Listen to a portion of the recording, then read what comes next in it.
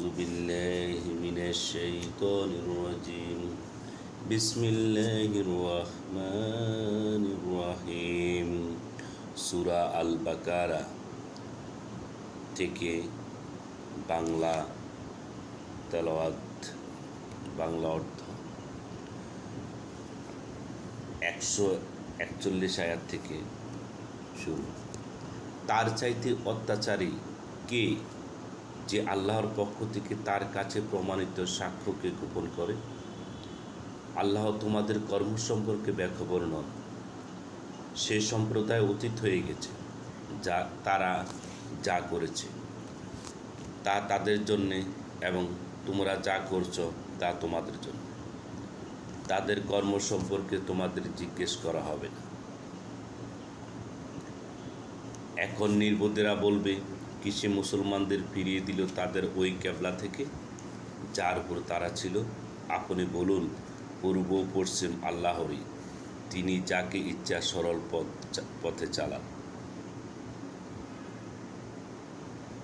এমনইভাবে আমি তোমাদেরকে মধ্যপন্থী সম্প্রদায় করেছি, যাতে করে তোমরা সাক্ষ্যদাতা হও মানবমণ্ডলের জন্য, এবং যাতে রসুল সাক্ষ্যদাতা হন তোমাদের জন্য।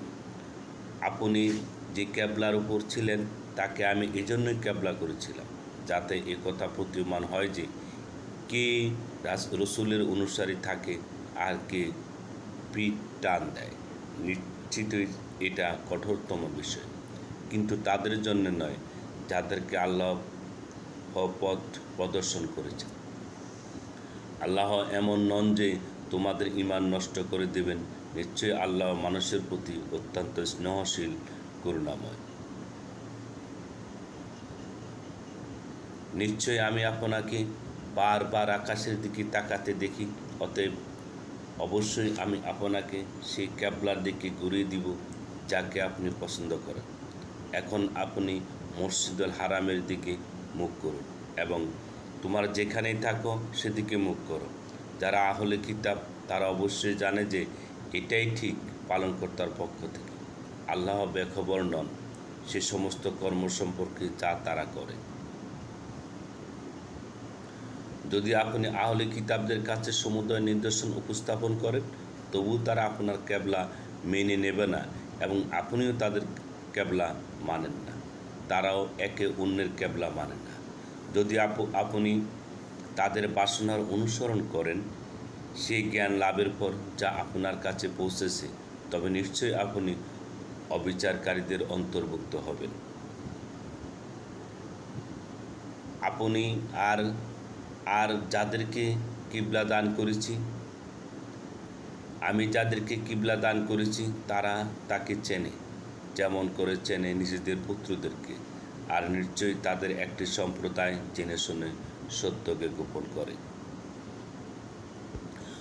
বাস্তব সত্য সেটাই যা তোমার পালনকর্তা বলেন, কাজেই তুমি সন্দিহান হইও না।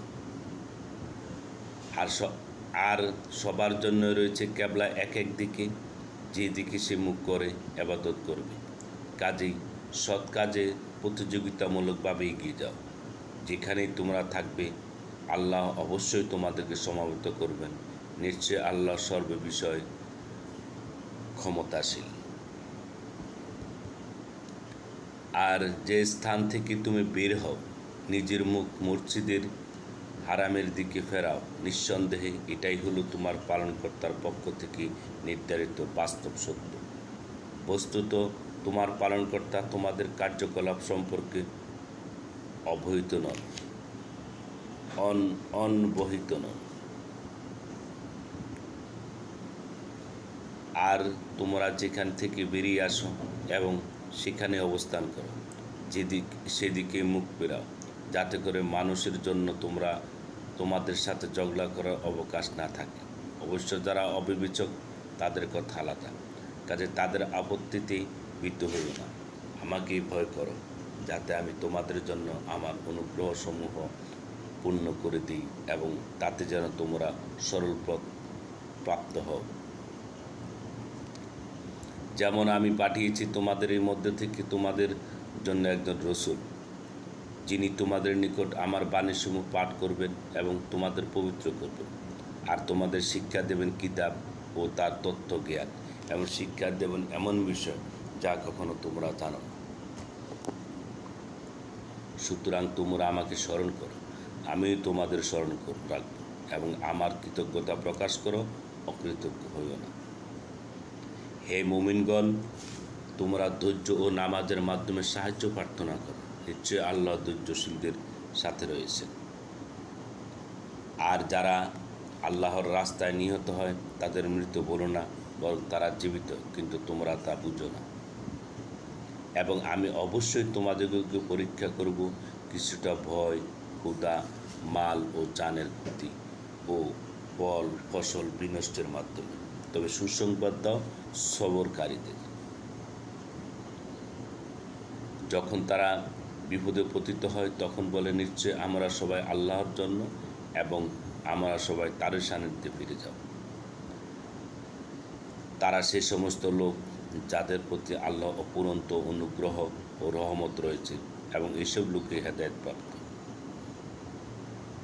নিঃসন্দেহে সাফা ও মারোয়া আল্লাহ তাআলার নিদর্শনগুলোর অন্যতম। সুতরাং যারা কাবা করে হজ বা উমরা পালন করে তাদের পক্ষে এই দুটিতে প্রদক্ষিণ করাতে কোনো দোষ নাই, বরং কেউ যদি স্বেচ্ছায় কিছু নেকির কাজ করে তবে আল্লাহ তাআলা অবশ্যই তা অবগত হবেন এবং তার সে আমলের সঠিক মূল্য দেবেন।